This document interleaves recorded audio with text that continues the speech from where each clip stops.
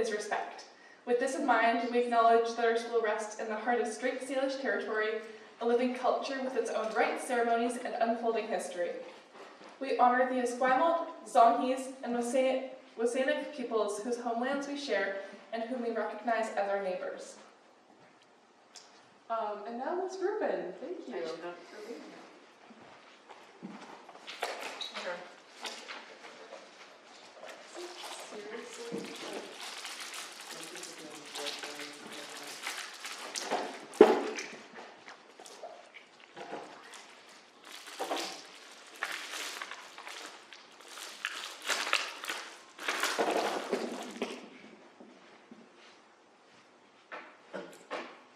Good afternoon, everyone. Thank you. I don't want to be, speaking to a wall.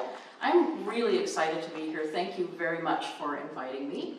So my name is Samantha Rubin, and I'm just a member of the general community at large. And I've been asked to speak today about the mob still rules. So before we begin, here's what I'd like to ask. I did a little bit of research about SMUS and about the chapel. So I understand that before you begin and when you end every chapel session, you take 3 deep breaths to ground yourself. So could we do that together, please? So let's do, and it's voluntary, but we're just trying to ground ourselves right now. Everybody's coming from a different place, so we can just be still and present in the moment. So let's do an inhalation together. 1, and exhale. Good. 2, inhale, and exhale, and 3, inhale, and exhale. I bet that feels better. That's how I like to start out my day. So, the mob still rules. I know that's up for interpretation, and from my vantage point, the way that I interpreted it was, I think about the delusion of crowds. I think about that mob mentality and mass hysteria, when people get swept up in the fervor, following influencers or following whatever general society is saying to do. It's very easy to get swept up into that fervor. So I have 3 terms that I would love for everybody to say with me, and then I'm going to give you a bonus one at the end. So the first term, with respect to the mob still rules, and my way of dealing with it is mindfulness. So can everybody say with me, mindfulness? Mindfulness. Thank you. I'm asking you to say it because it also helps you ground that in your body. I'm sure you've heard this word many, many times, and it's become kind of trite, but really at the core of what it is something very powerful. So why does that matter with the mob still rules? Well, when you're mindful, you're being awake, you're being aware, you're breathing, you're centering and grounding yourself like we just did. You're disengaging, and you're practicing non-attachment. It's really hard to do that when you're not mindful, when you're not present. So I'd like everybody to think of themselves, I invite you to think of yourself as like a placid lake. So very still and silent and calm. When you take those 3 deep breaths, and you can do that anytime during your day, think of yourselves as that placid lake, okay? Because that's when you're mindful, you're just slowing yourself down. Okay, so what's really happening?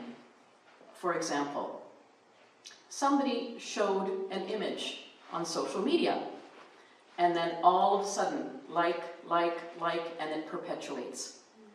Now, being mindful is just disengaging for a moment and stepping back and saying, what's actually happening right now? Is that true? Is that image something that is fabricated? What is at the heart of the matter? So being mindful allows you to take a step back and really think about, is this something that I want to participate in? Do I actually have these beliefs? Why would somebody do that? Who gains from this? For example, if it's an influencer that someone's following, well, what's that influencer's background or motivation for doing what is being done? Is somebody paying the person to do that? Because that changes things, doesn't it? Yeah. So mindfulness is super important. That's number one. And then number two, discernment. Say it with me. Discernment. This is one of my favorite words of the English language. It's so underused. So discernment is basically, well, you're reflecting on the various viewpoints. And you're researching to gather more information and the bigger picture. Do you go along with the crowd and then perhaps you regret it later in life? Are you actually aware of all the facts? Become a detective. So first you have your mindfulness and then you have your discernment. So exercising discernment. Again, you're looking at the facts and thinking, okay, for example, with regard to social media. This is interesting. This is really a one-way scenario that's been presented. I'm now going to exercise discernment. Do I wish to continue with that and get swept up? Or am I going to stand back and say, no, I think I'm going to make my own opinion, form my own opinion on this? So I'd like to just give you an example. Let's say, for example, there is a merchant, so somebody owns a store. And you see somebody's posted online that the merchant is screaming at a customer. That's all you see. Screaming, get out, you're not wanted here, get out. That's the only thing you see. It's maybe a 5-second soundbite. So somebody posts that, and then everybody jumps on the bandwagon without exercising mindfulness or practicing discernment, and they think, yeah, we're gonna go and burn that place down, or we're just not gonna patronize it because burning down isn't okay, that's actually arson. But we're not going to patronize that store anymore, and I'm going to tell all my friends, and they're going to tell their friends, and we're going to just run your store into the ground. Okay, that's interesting. What just happened there? And can you feel the energy with that? That's the other thing about being mindful, is when you are actually present, you can feel, oh, this doesn't feel good. For example, for me, I feel it, my chest feels constricted. I don't know about anybody else, but if you really are present in your body, you'll know, ooh, okay, I'm starting to actually have heart palpitations. So, with that presence, and not wanting to get swept up, then you say, you know what? I'm not going to like that. I'm not going to forward it to my friends and perpetuate that meme. I actually want to do some research and find out what happened. So here's what really happened. Everybody's heard of the word perspective, yes? Perspective is everything. Context is everything. So perspective. We only have that 5-second perspective, but actually what the true story was, is there's been a customer who's been going into that same store for 1 year, and every morning terrorizing that particular merchant, saying, I'm not going to come in your store, and I'm telling all my friends I don't like you just because your store is painted blue. And the merchant every morning says, that's your choice, thank you, please move on, and has done so every day for the past year with kindness. And yet all of the people in that neighborhood love the merchant and see that merchant is so patient and kind. How can that merchant continue in the face of a barrage of these caustic remarks, continue to be so kind and patient and not yell?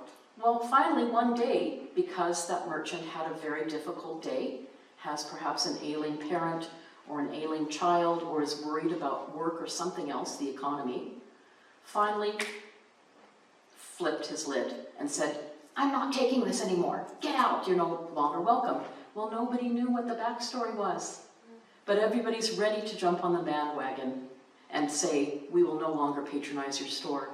So it's super, super important to really think about what is the actual truth. And maybe sometimes you're not able to discern the truth. Sometimes there is no absolute truth, right? So now here's our third word, courage. Say it with me, courage. Act from your heart, according to your own values, even if it goes against the grain. That in itself is an act of bravery. And it's not always possible to do that, because sometimes you need to protect yourself and not deliberately put yourself in harm's way, and you will know when that situation arises. But most times you're able to be courageous and say, nope, I'm going to do my own thing. I'm going to step back. So be brave, because in so doing, here's our last fourth word, impact. Say it with me, I'm looking at you. Impact. Thank you. Impact. Realize the impact of your actions on other people. You can inspire other people through your own example, and you never know, they might actually be thinking what you are thinking, but they're too scared to act. So you can actually galvanize someone into action, right? With your own courage. So I hope that with regard to the mob still rules, you can really think about these 4 things that I mentioned today. Are you ready? I'm going to bust them out again. Here we go. If you remember, say mindfulness, discernment, courage, and impact.